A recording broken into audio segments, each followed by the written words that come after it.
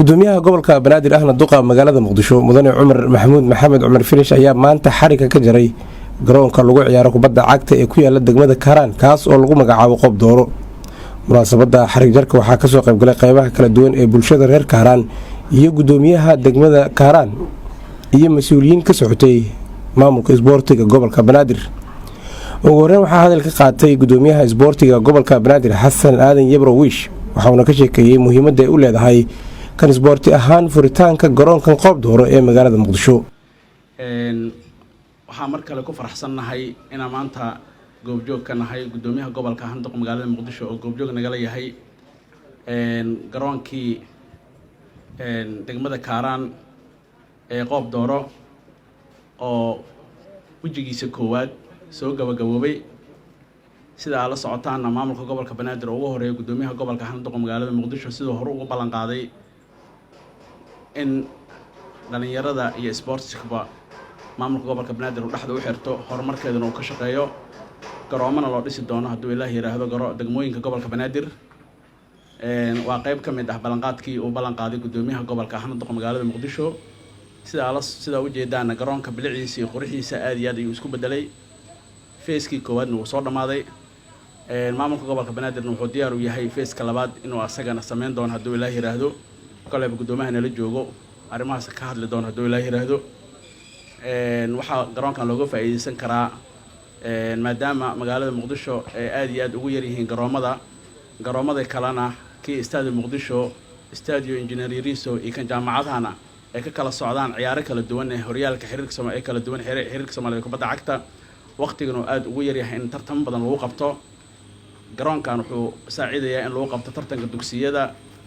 sare iyo hoose tartanka jaamacadaha tartanka waaxyaha. gudoomiyaha degmada Kaaraan Abshir Kaaraan ayaa marka hore u mahad celiyay dhammaan intii ka qayb qaadatay dhismaha garoonkan Qoob Dooro ee degmada Kaaraan ku yaala waxaana mahad gaar ah u jeediyay gudoomiyaha gobolka banaadir ahna duqa magaalada muqdisho mudane cumar maxamuud maxamed cumar filish. waxaan ka mahad celinaynaa maantay wanaaga badan oo degmada Kaaraan reer Kaaraan loo sameeyay saakay ayaguna inay barbar istaagaan ay u wada istaagaan inkastoo bah isboorti yihiin ay isboortiga u heelan yihiin maantana waxaan rajaynaynaa waxa inoo dhiman insha Allah taala nolol dhameystiri doono waxa dhanoo dhan iska yar insha Allah taala gobolka banaadir iyo USA shaqada ay nooga qabteen degmada Kaaraan waa ka mahad celinaynaa. gabagabadii munaasabada lagu daafurayay garoonkan lagu ciyaaro kubadda cagta ee Qoob Dooro ee degmada Kaaraan ku yaala waxaa hadal ka qaatay gudoomiyaha gobolka banaadir ahna duqa magaalada muqdisho mudane cumar maxamuud maxamed cumar filish waxa uu sheegay in maamulka gobolka banaadir uu xoog saarayo horumarinta isboortiga qaybna uu ka yahay dhismaha garoonkan lagu sameeyay. garoonkan dhameystirkiisa iyo dhismihiisa inaan maanta xarig jarno ayaa sharaf weyn noo ah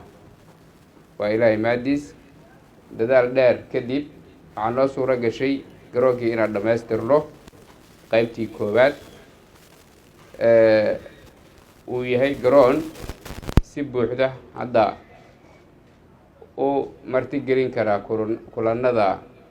isboorti ee gobolka banaadir hadday tahay heer gobol heer degmo iyo dugsiyadaba. runtii garoonkan dhismihiisu ma ahayn mid sahlan si aad iyo aad ah ayaa loogu dadaalay waxaa iska kaashaday hay-adda Tisbalas iyo maamulka gobolka banaadir qarashka ku baxay dhismaha garoonkan waxaa ka dhiman roogii garoonka iyo nalalkii ayaa ka dhiman waaweynaa oo suuro gelinayay in habeenkiina lagu ciyaaro.